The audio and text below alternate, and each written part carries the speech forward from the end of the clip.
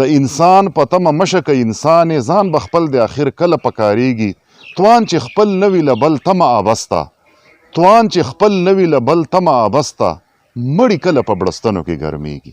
ګرانو ملګرو، مشرانو، کشرانو او همزولو، سحر وختي دی، د ونو په بڼ کې ولاړ یم او خاموشي ده، خو کله ناکله د ونو د دې سرونو نه د مرغو اوازونه او چغارې اورم.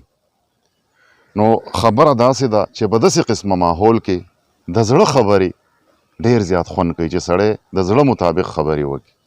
خبره داسې ده چې د الله تعالی هر یو تخلیق او د فطرت هر یو څیز په هغې کې زمونږ دپاره یو پیغام موجود وي، دا مونږ ته سبق ښایي. لکه ونه مونږ ته دا سبق ښایي چې تنې تنها یک یوازې د ټولو سختو مقابله زده که. لکه رحمان بابا چې فرمایي لکه ونه مستقیم په خپل مقام یم، که بهار را باندې راشي که خزان، نو ودرېدل په شان د دې ونې زده که او غورځېدل په شان د ونې د دې تخم زده که چې کله دا ځمکې ته وغورځېږي نو دا د دې ځمکې نه دوباره زرغون شي او دوباره دا په خپلو خپو ودرېږي او د دغې سختو د سیلۍ، د طوفان، د جاکړ، د موسم د سختۍ، یخنۍ، ګرمۍ، د هر قسمه مشکلاتو مقابله ایک یوازې او په تنې تنها وجود کوي. نو تاسو ته پته ده چې دا ونې او بوټي دا د فطرت پړپوسان دي. نو چې کله زمونږ پړپوسان خراب شي نو زمونږ د ساه اخیستو عمل هغه به متاثره شي او دغه د ژوند علامت دی.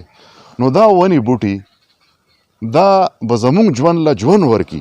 نو پکار دا ده چې مونږ د ونو بوټو خیال وساتو، په زیات تعداد کې ونې بوټي نال کو او مطلب دا دی چې د فطرت دا کم ژوند چې دی او د ماحول زمونږ چې کم دی چې زمونږ د ماحول د ژوند ته ژوند میلاو شي. د انسان په تمه مشه که انسان د انسان په تمه مشه که انسان ځان به خپل د اخر کله پکارېږي توان چې خپل نوي له بل تمه ابسته توان چې خپل نوي له بل تمه ابسته مړي کله په بړستنو کې ګرمېږي. والسلام.